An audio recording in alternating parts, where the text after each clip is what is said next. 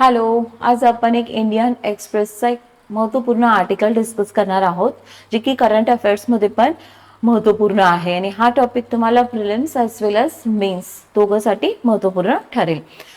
ESA म्हणजेच ecological sensitive area, पर्यावरणीय संवेदनशील क्षेत्र. ESA for western Ghats, Y conservation is की.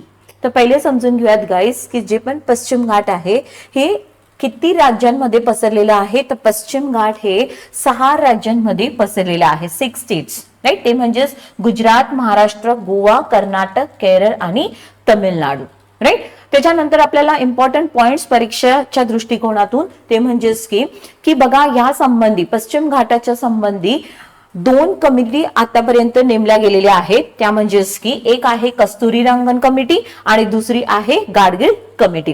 तर कस्तुरी रंगन जी कमिटी होती त्यांनी जे पण आपला पश्चिम घाट आहे याचं किती क्षेत्र सांगितलं होतं, 1,64,280 स्क्वेअर किलोमीटर आणि गाडगीळ कमिटीने किती सांगितलं होतं, 1,29,037 स्क्वेअर किलोमीटर. तर एवढ्या क्षेत्रापैकी जसं म्हटलं गेलेलं आहे, जे आपण पाहतो की इकॉलॉजिकल सेन्सिटिव्ह एरिया म्हणून किती क्षेत्रफळाला इकॉलॉजिकल सेन्सिटिव्ह एरिया म्हणून हे द्यायचं आहे दर्जा, तर ते म्हणजे 60,000 स्क्वेअर किलोमीटर एवढ्या क्षेत्राला, राईट. या अगोदर पण आपल्या महाराष्ट्रातील डहाणू, महाबळेश्वर, पाचगणी यांना पण आणि डून म्हणजेच की जे की आपण पाहतो ना हिमालयन जो भाग आहे तिथल्या भागांना संवेदनशील क्षेत्र म्हणून ऑलरेडी घोषित करण्यात आलेलं आहे.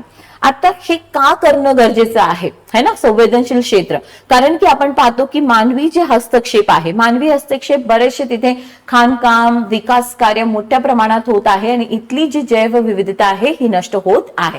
पश्चिम घाट हे काय आहे, बायोडायव्हर्सिटी हॉटस्पॉट आहे. बायोडायव्हर्सिटी हॉटस्पॉट कोणाला दिले जातं गाईज, की तिथे मोठ्या प्रमाणात एंडेमिक स्पेशीज म्हणजेच काय, प्रदेशनिष्ठ, म्हणजे ही प्रजाती फक्त पूर्ण पृथ्वीवर ह्याच भागामध्ये आढळतात. तर पश्चिम घाटामध्ये बघा, it is Ghats are home to nearly 2,000 species of plants, 84 species of fishes म्हणजे 84 प्रजाती कोणाच्या माशांच्या, 87 प्रजाती उभयचर प्राण्यांच्या, 89 प्रजाती सरीसृप प्राणी म्हणजे रेप्टाइल्सच्या, 15 पक्षीच्या प्रजाती आणि 12 मॅमल्सच्या सस्तन प्राणीच्या प्रजाती या भागामध्ये आढळतात. कोणत्या, पश्चिम घाटामध्ये. They are the endemic species. Endemic म्हणजे फक्त एवढ्या भागात, पृथ्वीवर फक्त एवढ्या भागातच म्हणजे पश्चिम घाटात एवढ्या प्रजाती आढळतात, राईट. आणि या भागात बघा, म्हणून याला आपण म्हणतो बायोडायव्हर्सिटी हॉटस्पॉट. आता या बायोडायव्हर्सिटी हॉटस्पॉट मध्ये पण एक जो भाग आहे जो की आपण अभ्यास करत असताना ऐकलेलं असेल तुम्ही गाईज, ते म्हणजेच की पश्चिम घाटाची सलगता कोण नष्ट करतं. तर पश्चिम घाटाची सलगता कोण नष्ट करतं, आपण उत्तर देतो ते म्हणजेच पालघाट खिंड, त्यालाच पलक्कड खिंड असं पण म्हटलं जाते. तर हा भाग आहे ना तो काय आहे, इथे बघा, आता तुम्हाला इथे एक अजून पॉइंट लक्षात येणार आहे. तो भाग म्हणजेच बघा पलक्कड गॅप, मी ते हायलाइट करते, इट्स अ पलक्कड गॅप है ना. कंटिन्युअस माउंटेन मधला हा एकमेव ब्रेक आहे ज्याला आपण पालघाट खिंड पण म्हणतो. तर या खिंडला तर अजून काय म्हटलं जातं guys, it is a hottest hotspot म्हणजे याच्या इथ्या परिसरात तर अजून मोठ्या प्रमाणात जैवविविधता आढळते.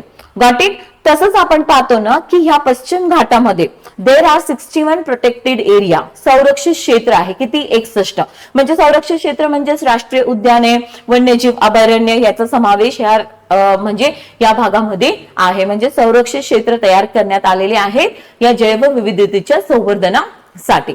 तसंच आपण आता पाहतो ना की हे जैवविविधता संवर्धन करणे किंवा पश्चिम घाटाला आपण म्हणतो ना पर्यावरणीय संवेदनशील क्षेत्र का घोषित करणं हे का महत्वाचं आहे. तर why the Ghats needs protection, का महत्वपूर्ण याला संवर्धन करणं. तर गाईज बघा, इथे आपण पॉइंट्स बघून घेणार आहे.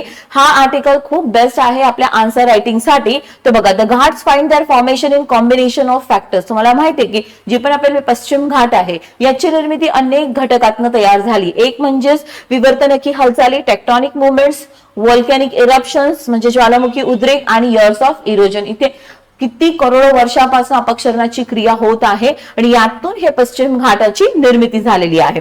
आता हे ऑलरेडी मी पलक्कड घाटचं तुम्हाला सांगितलेलं आहे. इथे एक आपण म्हणतो ना मोठ्या प्रमाणात जैवविविधता आढळते विपुल प्रमाणात, म्हणून याला काय म्हटलं जात आहे, हॉटेस्ट हॉटस्पॉट म्हणून दर्जा आहे. तसंच आपण पाहतो की जे पश्चिम घाट आहे हे मॉन्सून जे आहेत आपले मॉन्सून याच्यासाठी एक रोध तयार करतात, म्हणजे फिजिकल बॅरियर तयार करतात आणि त्यामुळे पण काय होतं, मॉन्सून वारे अडवले जातात. आणि हा पण एक कारण आहे आपल्या भारतामध्ये मध्ये जे आपण म्हणतो ना उष्णकटिबंधीय किंवा मॉन्सून प्रकारचे हवामान राहण्यासाठी. ओके, तसंच आता आपण पाहतो बघा, moisture carrying winds giving bountiful rains on the coastal side of the ghats.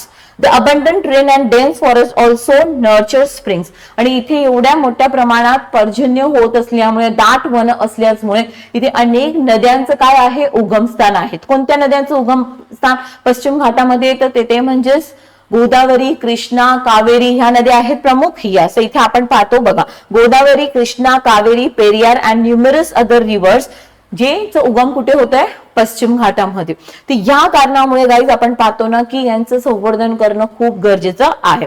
Moreover this region is not sparsely populated and has historically seen plantation and cultivation of paper.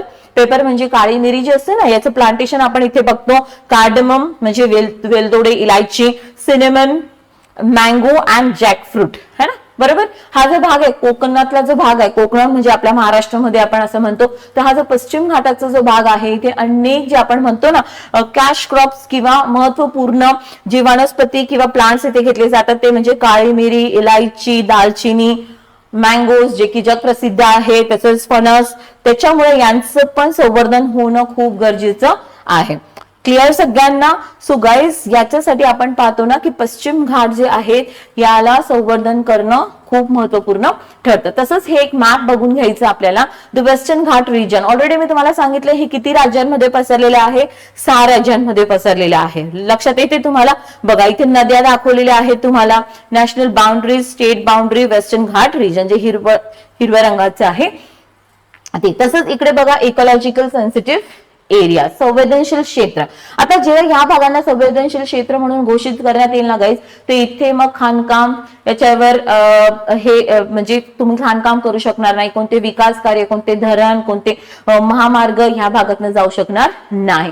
आणि याच कारणामुळे अनेक जे राज्य आहे, खास करून केरळ जे आहेत, कर्नाटक आहेत, हे राज्य याला अजून अनुमती देत नाही आहे की या भागाला संवेदनशील क्षेत्र म्हणून दर्जा द्यायचा. तर इथे बघणार तुम्ही जे आता इकॉलॉजिकल सेन्सिटिव्ह एरिया जे आहेत संवेदनशील, म्हणजे इथे बरेच संवेदनशील मानवी क्रियांमुळे काय झालेलं आहे की बरेचसे प्रजाती नष्ट पण झालेले आहेत. आपण इथे बघतो गाईज, तर बघा PA stand for protected area, जे पिवळ्या रंगाने दिसत असेल आता मॅप मध्ये तुम्हाला, हे मी माझ्या टेलिग्राम चॅनलवर ही इमेज शेअर पण करून देईल, हा आर्टिकल, तर तिथे पण तुम्ही चेक करू शकता. तसंच पीए म्हणजेच प्रोटेक्टेड एरिया, ते इथे बघा जे पिवळ्या रंगाचं आहे ना ते म्हणजेच काय, इकॉलॉजिकल सेन्सिटिव्ह एरिया. तर ऑलरेडी काही भाग हा संवेदनशील क्षेत्र म्हणून आहे. पीए म्हणजेच प्रोटेक्टेड एरिया, हे बघा लाल रंगाचं. प्रोटेक्टेड एरिया म्हणजेच काय तर गाईज राष्ट्रीय उद्याने, वन्यजीव अभयारण्य ते आहे ऑलरेडी. पीए इन WHS म्हणजेच काय, वर्ल्ड हेरिटेज साइट्स आहे या भागामध्ये, आणि WHS आणि फक्त world heritage sites. Okay, so clear. तर हा पॉइंट आपल्याला प्रिलिम्स ॲज वेल एज मेन्स एक्झाम साठी महत्वपूर्ण आहे. ओके, तर भेटूयात असेच आर्टिकल्स घेऊन. फॉलो करा राणी जैन MPSC ट्युटोरियल्स. थँक्यू.